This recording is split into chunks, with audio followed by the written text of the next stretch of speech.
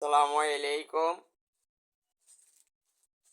জামায়াত ইসলামী আন্দোলনের ভিতরে নির্বাচনের আগে যেই সমস্যাগুলো হয়েছিল, বেশিরভাগ সমস্যাগুলোই হয়েছিল আসন সমঝোতা নিয়ে, এবং আরও অন্যান্য কারণ রয়েছে। জামায়াত তারা অনড় ছিল তাদের 200 আসনই নির্বাচন করতে হবে।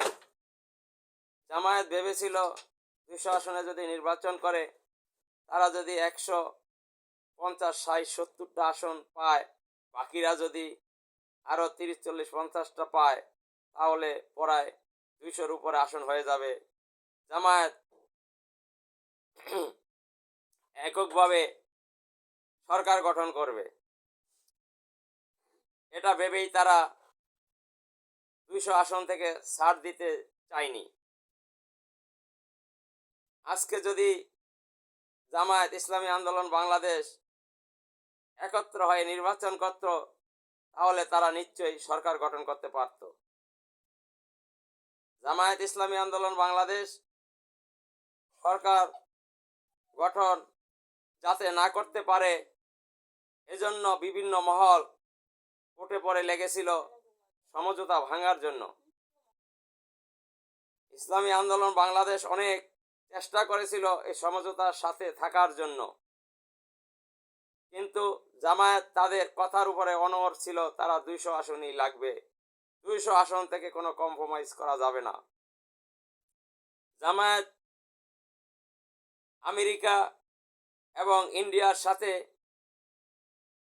বিভিন্ন চক্রান্ত করে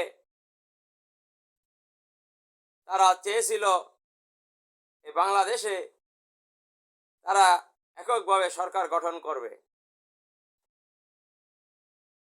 কিন্তু সেটা করতে ব্যর্থ হয়েছে। জামায়াত সেই পশ্চিমাদের এবং ভারতের চক্রান্তে পড়ে আজকে এই বাংলাদেশে ইসলামের যে বিজয়টি হয়তো, সেই বিজয়টি এখন হয়নি। অল্প অল্প ভোটে বেশিরভাগ আসনগুলোতেই হেরে গেছে। আজকে যদি এই 12 দলীয় সমঝোতা থাকতো, তাহলে আজকে 12 দলেই সরকার গঠন করত।